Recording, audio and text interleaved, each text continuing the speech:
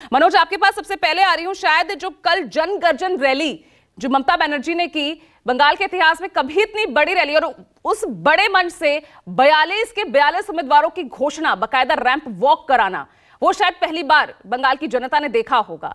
लेकिन मैं समझना चाहूंगी कि ममता बनर्जी के एकला चलो और जो तमाम कैंडिडेट्स की घोषणा हुई है, उसके पीछे रणनीति क्या दिख रही है? क्या इंडिया गठबंधन से सहयोग ना मिलना वो एक वजह है, या एक एंटी इनकम्बेंसी फैक्टर वो भी एक बड़ी वजह है?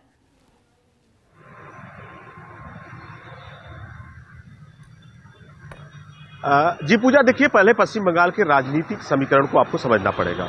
पश्चिम बंगाल में देखिए मुख्यमंत्री ममता बनर्जी इस बात पे लगातार जोर दे रही थी कि कांग्रेस को मात्र 2 सीट देंगी, और 2 सीट देने के बाद और जिस तरह से कयास लगाया जा रहा था कि कहीं न कहीं कांग्रेस और जो इंडिया गठबंधन है, मुख्यमंत्री ममता बनर्जी एक साथ होकर चुनाव पश्चिम बंगाल से लड़ेंगी।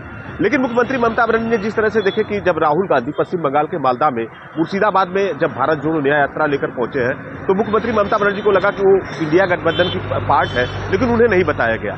वाकई मुख्यमंत्री ममता बनर्जी ने साफ तौर पर ऐलान कर दिया कि वो पश्चिम बंगाल की 42 सीटों पे अकेले चुनाव लड़ेंगी, और इसको लेकर देखिए लगातार अधीर रंजन चौधरी मुख्यमंत्री ममता बनर्जी पे हमलावर हुए हैं, कई ऐसे शब्दों का प्रयोग करते रहे। लेकिन देखिए कि जो कांग्रेस के नेता जयराम रमेश हमेशा चाहते थे कि टीएमसी के साथ पश्चिम बंगाल में तालमेल बने और बीजेपी पार्टी को कैसे शिकस्त दिया जाए, कैसे हराया जाए, इसकी रणनीति तैयार हो रहा था।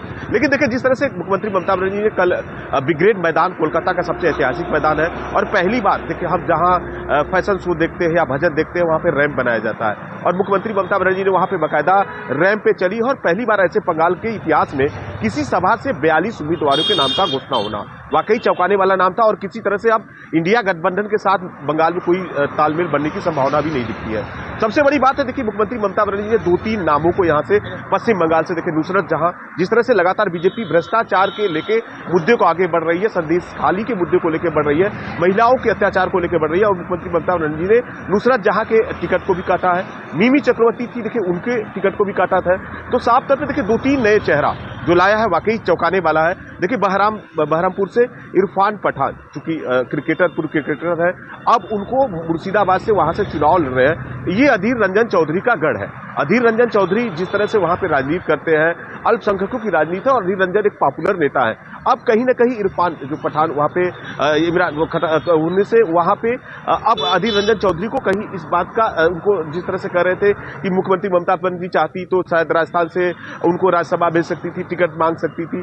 अब बड़ा बहरामपुर का मुकाबला बड़ा दिलचस्प होने वाला है। दूसरी तरफ देखिए दुर्गापुर से जो कीर्ति आजाद पूर्व क्रिकेटर थे, उनको मुख्यमंत्री ममता बनर्जी ने यहाँ पे टिकट दिया है, अब वो चुनाव मैदान में है। और देखिए आसनसोल जो कि बड़ा दिलचस्प है, शत्रुघ्न सिन्हा जो बाई इलेक्शन चुनाव लड़े थे और बकायदा बंपर वोटों से जीते थे, अब शत्रुघ्न सिन्हा वहां पे चुनाव आसनसोल से लड़ रहे हैं। दूसरी तरफ देखिए कि महुआ मैत्री, जिस तरह से देखिए उनको राज्यसभा का जो संसद से उनको निष्कासित किया गया, तमाम एलिगेंस उनके ऊपर लगे हैं, लेकिन एक बार फिर से उन्हें कृष्णानगर का जो टिकट है मुख्यमंत्री ममता बनर्जी ने उन्हीं को दिया है, और लगता है कि इस बार दिलचस्प मुकाबला होना है। देखिए सबसे बड़ा दांव पेच फंस रहा है कि अर्जुन सिंह देखिए 2018 में टीएमसी पार्टी के भाटपाड़ा से ही वहां से विधायक हुआ करते थे, और 2019 में उन्होंने पाला बदलकर बीजेपी पार्टी से लोकसभा चुनाव लड़ा, और वहां से अर्जुन सिंह का जीत हुआ।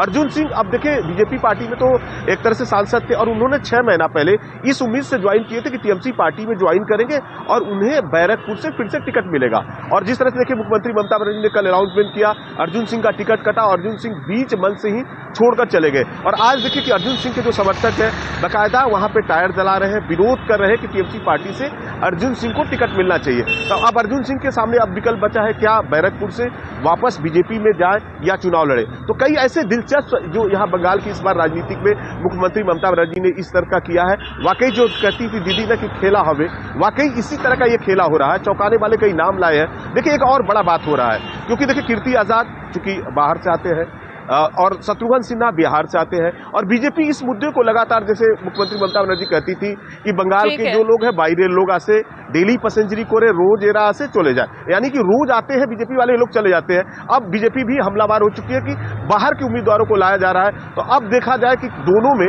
बराबर का टक्कर है। आखिर अब देखना है कि कौन से सीट सदी हुई रणनीति भी यहाँ पर दीदी की साफ तौर पर दिखाई दे रही है। ठीक है मनोज, आप लगातार बने रहिएगा।